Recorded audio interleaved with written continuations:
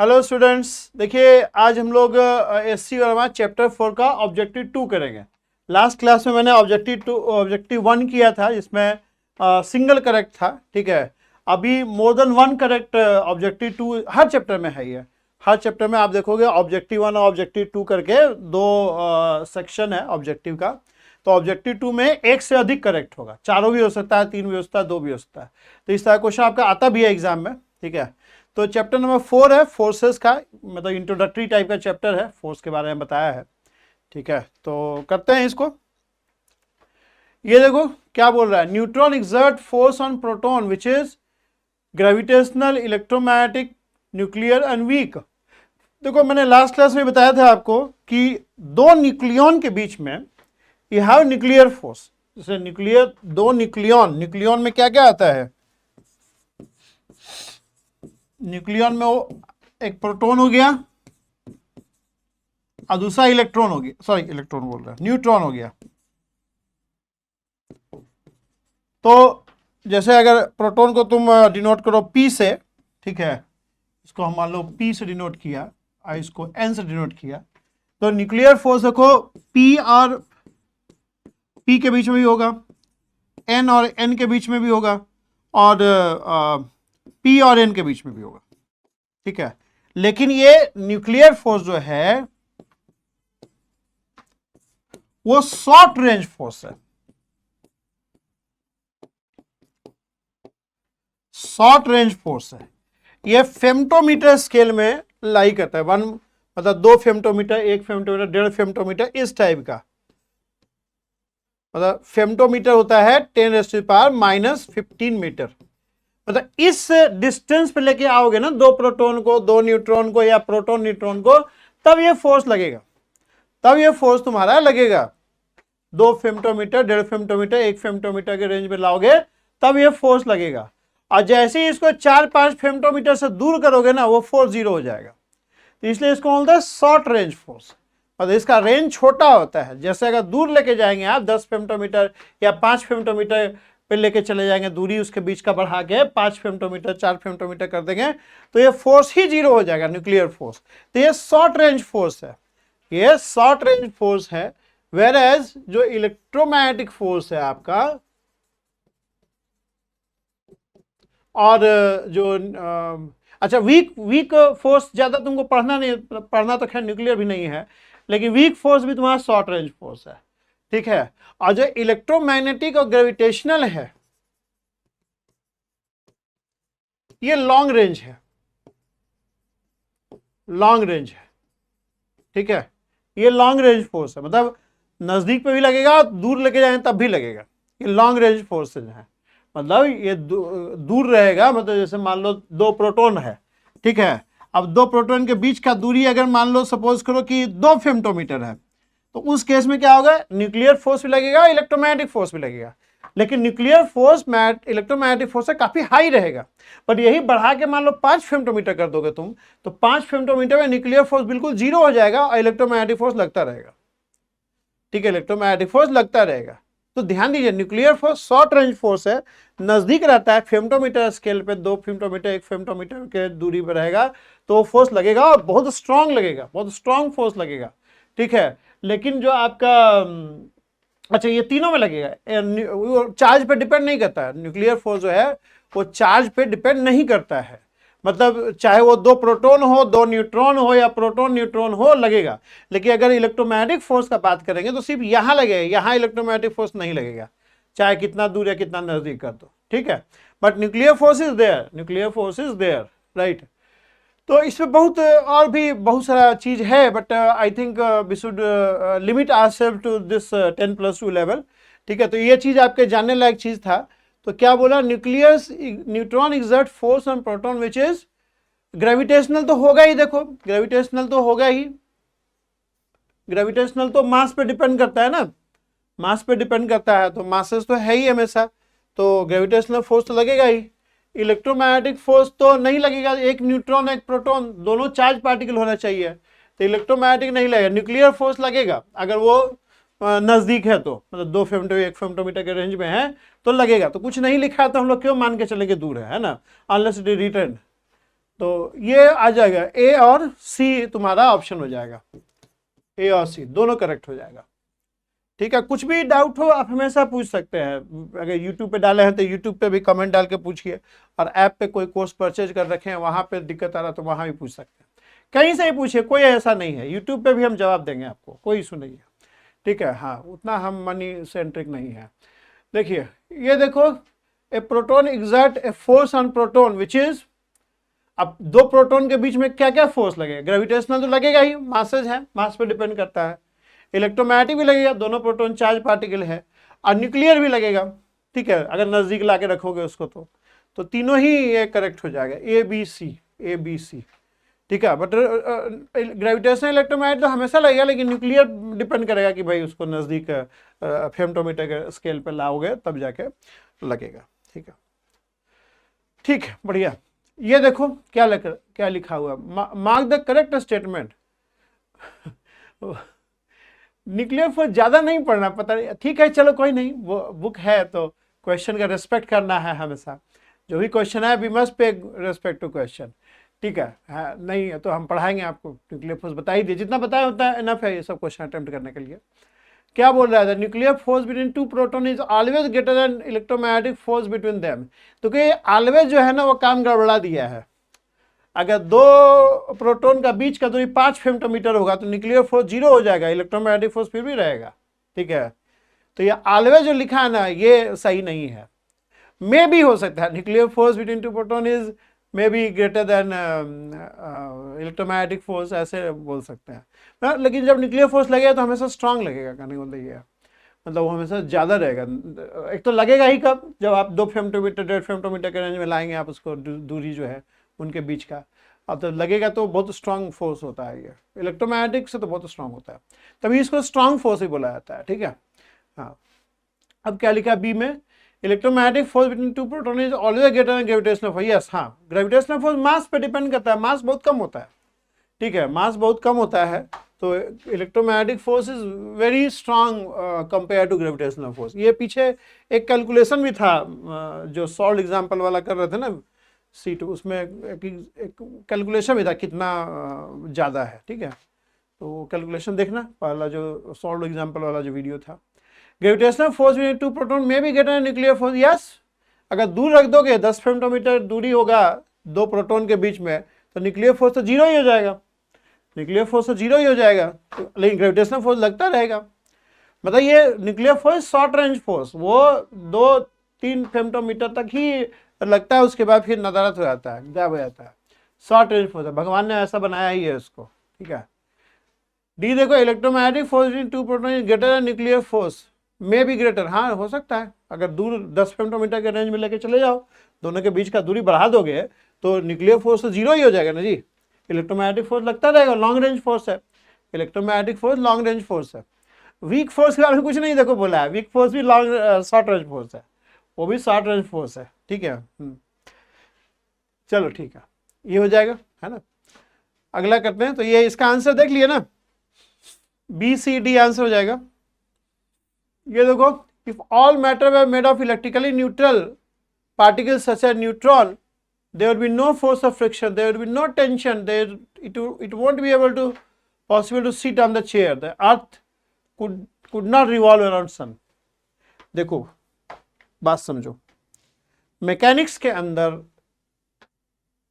एक तो आप दो तरह के फोर्स पढ़ते हो, एक होता है कॉन्टैक्ट फोर्स जिसमें दो बॉडी का कॉन्टैक्ट में आने की जरूरत है, दो बॉडी का कॉन्टैक्ट में आने की जरूरत है। जैसे मान लो हम कोई वॉल पुश कर रहे हैं, मतलब टीवी का स्क्रीन को पुश कर रहा है ना, ऐसे पुश कर रहा है, तो ये कॉन्टैक्ट इन्वॉल्व कर रहा है। हम पेन पकड़े हुए हैं, इसको ऐसे होल्ड किए हुए हैं या ऐसे रखे हुए हैं, तो क्या है, ये मेरा हाथ पे रेस्ट कर रहा है, तो ये कॉन्टैक्ट फोर्स, इसको नॉर्मल रिएक्शन बोलते हैं। ठीक, कॉन्टैक्ट फोर्स है। तो एक तो हो गया कि जो कॉन्टैक्ट इन्वॉल्व कर रहा है, और एक ऐसा फोर्स है जो कि कॉन्टैक्ट इन्वॉल्व नहीं करता है, जैसे कि ग्रेविटेशन, जैसे कि ग्रेविटेशन। तो ग्रेविटेशन अर्थ और मून को एक दूसरे को अट्रैक्ट करने के लिए उन दोनों को कांटेक्ट में रहने का जरूरत नहीं है। तो मैकेनिक्स में देखो, या तो ग्रेविटेशनल फोर्स है या कांटेक्ट फोर्सेज हैं, और जितने भी कांटेक्ट फोर्सेज हैं like normal reaction, friction, viscosity, tension, जितने भी तुम कांटेक्ट फोर्स, ग्रेविटेशन छोड़ के बाकी सब कांटेक्ट फोर्स ही है। तो जितने भी तुम्हारे कांटेक्ट फोर्सेज हैं, अगर उनके माइक्रो लेवल पे जाके देखोगे, एटॉमिक लेवल पे जाके देखोगे, देखो जितने भी तुम्हारे कांटेक्ट फोर्स, फ्रिक्शन और normal reaction, tension, viscosity, spring force, ये सारा जो है ना वो मैक्रो लेवल पे, मैक्रोस्कोपिक लेवल पे ये सब कॉन्सेप्चुलाइज किया गया है। They are at macroscopic level, ठीक है। माइक्रोस्कोपिक लेवल पे इस तरह का कोई फोर्स एग्जिस्ट नहीं करता है। आज मान लो H एटम पढ़ते हो, तो हाइड्रोजन एटम में तुम कभी पढ़ते हो टेंशन क्या है या फ्रिक्शन क्या है दो एटम के बीच में, या दो एटम के बीच में विस्कोसिटी क्या है, सब नहीं पढ़ते हो ना। माइक्रो लेवल पे अगर आप घुस के देखेंगे तो जितने भी कांटेक्ट फोर्स है एक्सेप्ट ग्रेविटेशन, ग्रेविटेशन अपने आप में एक बेसिक इंटरेक्शन है, लेकिन बाकी जो फोर्स है जो कि मैक्रो लेवल पर डिफाइंड है, वो सब का जो जीनेसिस है ना, उनको माइक्रो लेवल पे जाके देखोगे तो their genesis lie in electromagnetic interaction. Apart from gravitational force, all the forces which you are studying in mechanics, they involve electromagnetic interaction at micro level, micro MICRO, उनमें micro level पे जाके देखेंगे they involve electromagnetic interaction, ठीक है। तो apart from gravitation, all the contact forces which you are studying in mechanics, they are of electromagnetic origin, they are of electromagnetic origin। तो अगर matter में सिर्फ न्यूट्रल पार्टिकल रहेंगे, यानी इलेक्ट्रोमैग्नेटिक इंटरेक्शन होगा ही नहीं, और जब इलेक्ट्रोमैग्नेटिक इंटरेक्शन होगा ही नहीं तो ना तो फ्रिक्शन कहीं दिखेगा आपको मैक्रो लेवल पे, ना तो ये फोर्स कहीं दिखने को मिलेगा, ना टेंशन देखने को मिलेगा, ना आपको नॉर्मल रिएक्शन देखने को मिलेगा। चेयर पे भी बैठते हैं तो नॉर्मल रिएक्शन इन्वॉल्व होता है ना, तो ये तीनों ही फोर्स एग्जिस्ट नहीं करेगा अगर इलेक्ट्रोमैग्नेटिक इंटरेक्शन नहीं हुआ। By making all the matter electrically neutral particles से बना रहेगा, so you are killing that electromagnetic interaction। तो इलेक्ट्रोमैग्नेटिक इंटरेक्शन नहीं रहेगा इस ब्रह्मांड में, तो ये सब फोर्सेस भी एग्जिस्ट नहीं करेंगे मैक्रो लेवल पे, क्योंकि इनका ओरिजिन ही इलेक्ट्रोमैग्नेटिक है। तो आपका ABC आंसर हो जाएगा, ये फोर्सेस ये नहीं हो पाएंगे आपका, ठीक है। There would be no friction, there would be no tension. ये जो है ग्रेविटेशन इन्वॉल्व करता है, इसको इलेक्ट्रोमैग्नेटिक ऑरिजिन से कोई मतलब नहीं है, अपने आप में ही बेसिक इंटरेक्शन है ग्रेविटेशनल इंटरेक्शन, बाकी जो है इलेक्ट्रोमैग्नेटिक ऑरिजिन का है, ठीक है। तो ABC would be correct answer, ABC would be correct answer. ये देखो, which of the following system में be adequately described by classical physics. Classical physics motion of macro, classical physics is basically dealing with the system macroscopic level, macro level पे deal करते हैं, micro level पे quantum mechanics होता है। तो ये जो क्रिकेट बॉल है वो मैक्रोस्कोपिक लेवल पे है सब कुछ इसमें, तो आप क्लासिकल मैकेनिक्स एक्सप्लेन कर सकते हैं, मोशन ऑफ डस्ट पार्टिकल को भी एक्सप्लेन कर सकते हैं। H atom is quantum mechanics and neutron changing to proton is beta decay basically। beta decay is not classical mechanics, classical physics से नहीं डिस्क्राइब होता है। H atom भी बोर ने कोशिश तो किया है क्लासिकल फिजिक्स से डिस्क्राइब करने के लिए, बट बोर के बड़े सारे जो क्या लाइन स्पेक्ट्रा तो अच्छे से एक्सप्लेन हो जाता है, लेकिन आगे के अंदर जो आगे फाइन स्पेक्ट्रा वो सब देखेंगे तो वो सब बोर मॉडल से एक्सप्लेन नहीं हो पाता है।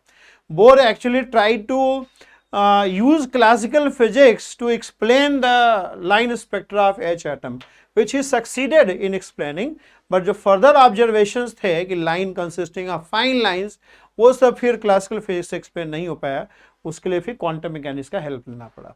तो H atom को completely classical physics से describe नहीं कर सकते हैं, it involves quantum mechanics, ठीक है। तो A and B would be correct answer, A और B जो है correct answer हो जाएगा, ठीक। ये देखो, two end of spring are displaced along length of the spring. अच्छा, all displacement are of equal magnitude, in which case the tension और compression in the spring will have maximum magnitude. एक spring दिया हुआ है तुमको, ये दिखेगा जी, ये देखो मैक्सिमम कब होगा भाई, क्या लिखा, right end is displaced towards right, if you are displacing the right end towards right end left end towards left. हाँ बढ़िया है, बहुत ज्यादा एक्सटेंशन सबसे ज्यादा होगा ना।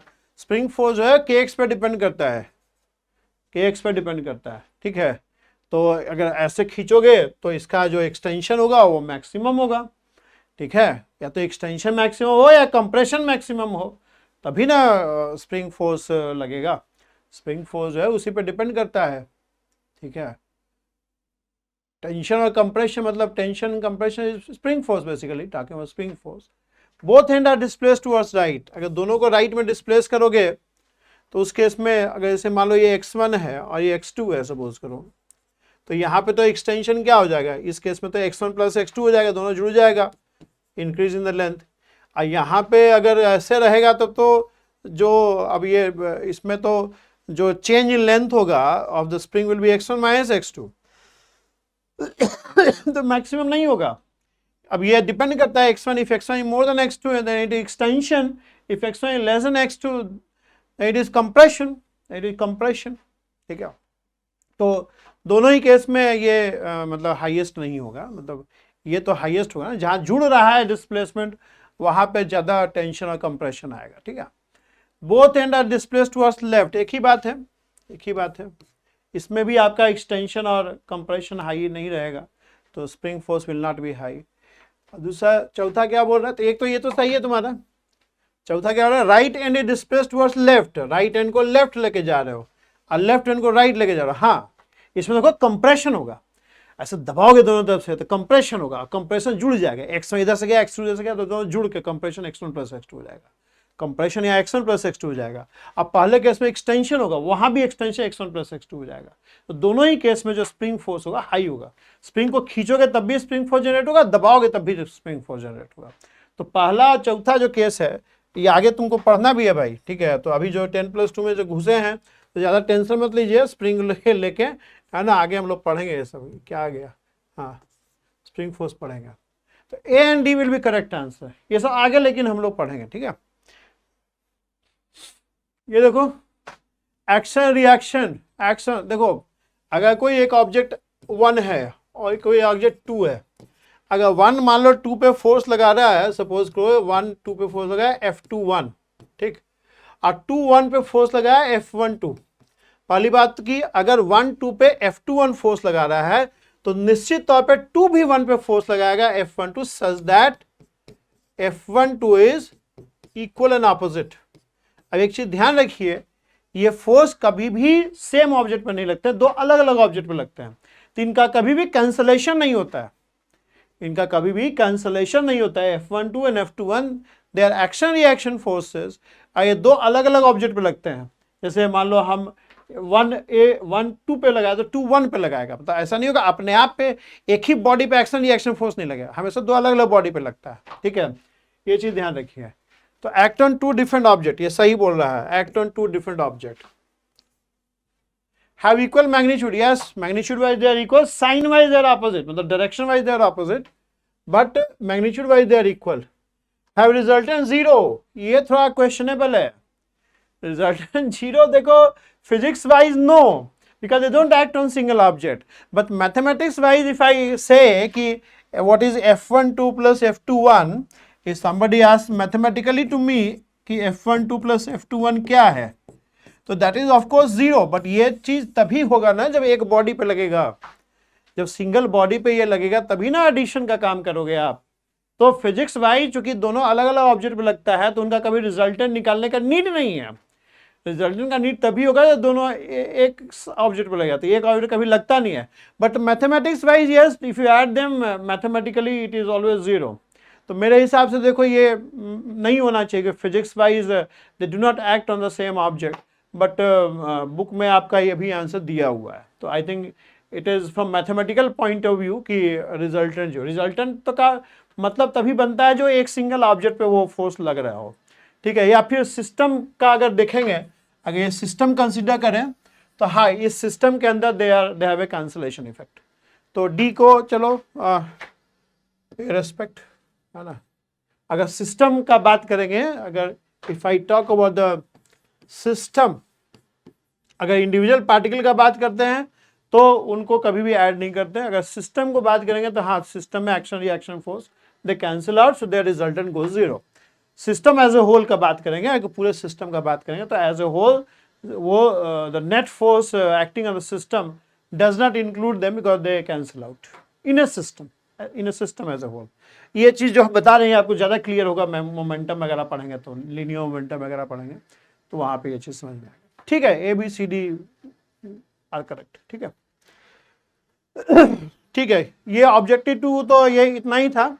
ठीक है, objective 2 was this much only. अब अगला जो लेक्चर होगा हम लोग फिर इसका जो एक्सरसाइज है ये वाला करेंगे। ठीक है, तो अलग अलग कर रहे हैं क्योंकि थोड़ा सा मर्ज हो जाता है तो खोजने में बच्चों को बहुत दिक्कत होता है। ऐसे टाइम स्टैम्प बनाने की कोशिश कर रहे हैं, जितना टाइम मिलेगा हम कर देंगे उसको, है ना। तो ठीक है, तो यहीं रुक जाते हैं। नेक्स्ट क्लास में हम लोग एक्सरसाइज वाले क्वेश्चन करेंगे। 10-12 क्वेश्चन है, कम ही क्वेश्चन है, छोटा चैप्टर है ये। ठीक है, मेन जो न्यूटन लॉज ऑफ मोशन और नेक्स्ट चैप्टर से स्टार्ट होगा। ठीक है, so till then thank you very much and have a good day.